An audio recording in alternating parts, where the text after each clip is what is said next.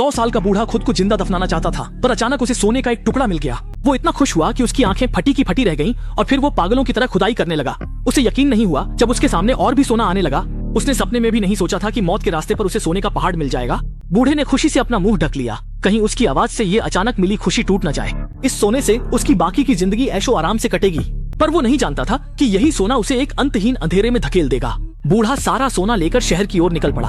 वो एक नई जिंदगी शुरू करने के लिए तैयार था, लेकिन किस्मत की क्रूरता ने फिर से दस्तक दी। हारे हुए नाजी सैनिकों के एक झुंड ने उसका रास्ता रोक लिया। सोना देखकर सैनिकों ने तुरंत उसे लूटना शुरू कर दिया।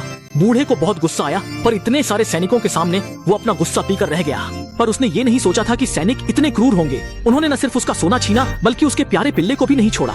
इस बात ने बूढ़े के गुस्से को भड़का दिया। जो सैनिक बूढ़े का मजाक उड़ा रहा था, अगले ही पल एक चाकू उसके सिर में घुसा। इससे पहले कि दूसरा कुछ समझ पाता, बूढ़े ने उसकी कमर में छुरा घोंप दिया। हलचल सुनकर सैनिकों ने मशीन गन से गोलियां चलाई, पर सारी गोलियां उनके अपने साथियों को लगी। पलक झपकते ही सारे सैनिक ढेर हो गए। हालांकि उसने कुछ सैनिकों को निपटा दिया था, लेकिन खतरा अभी टला नहीं था, क्योंकि दूर से एक टैंक के गड़गड़ाने की आवाज आ रही थी। उसे तुरंत खतरे का एहसास हुआ और वो अपनी जान बचाने के लिए भागा।